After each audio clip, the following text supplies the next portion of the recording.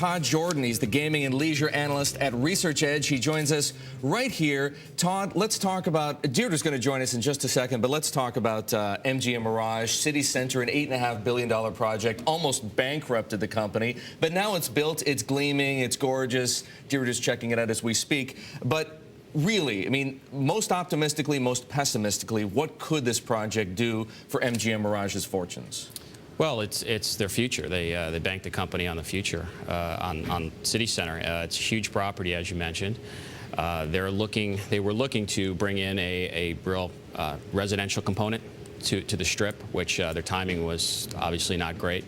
But, you know, it's a huge development. Optimistically, it'll draw visitation in excess of the supply it adds, and everybody will do great, including MGM, since they have the most to lose.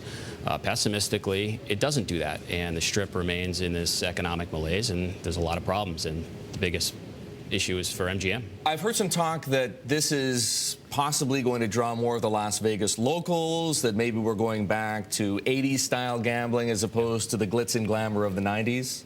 Well, interesting on the locals component, because we've heard about that too. If you saw the article in the Las Vegas Sun where they actually talked about this being a potential local draw, and you read all the comments below it from the readers who were Las Vegas residents, they're all negative. No way I'm going to the Strip. There's too many people. It's like Times Square, all this. So I doubt that that's going to happen.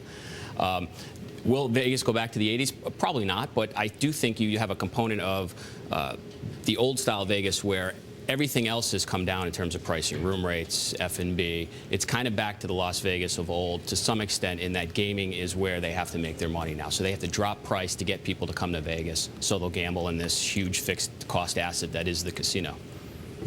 Todd, one thing that I spoke with Jim Marin about yesterday was to the extent to which he's worried about cannibalization. I mean, this is a huge property, 70 acres, you know, 4 major hotels. He has 9 other properties on the Strip. How do you think this is going to work out for him? Well, it's going to be tough because he's got the most to lose on the Strip. They've got, I think, over 30,000 rooms existing even before CityCenter. And if you actually look at the premium room supply and just isolate that, it's about a 25 to 30% increase in premium room supply. And a lot of those rooms are MGM's.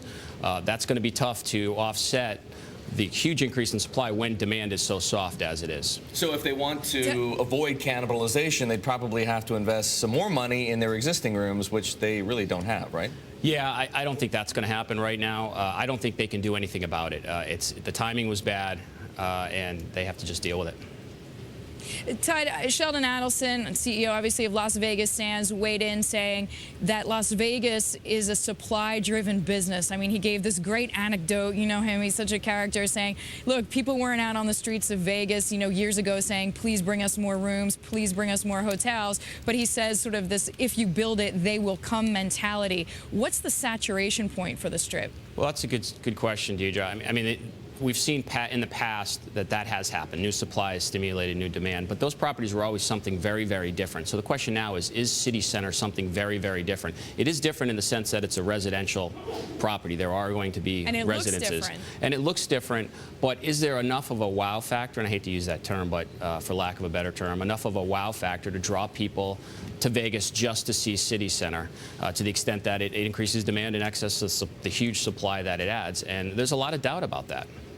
What about the convention business? I mean, we sort of are talking about individuals coming. Sheldon Adelson says it's back in 2011, and that's the most optimistic we've heard anybody speak out about this. And he's sort of the guy to know, of course, having developed Comdex.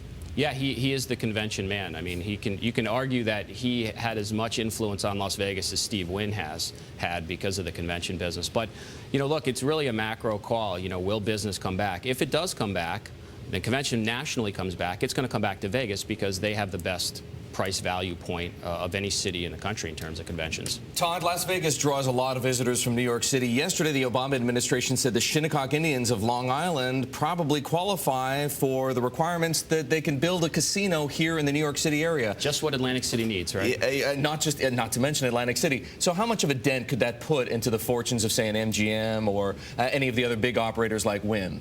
Yeah, probably not much. We haven't seen new supply outside of sort of that regional area of California and Las Vegas really have any impact on Las Vegas itself. In fact, in the past, it's actually probably increased visitation to Vegas because people get a taste of the product.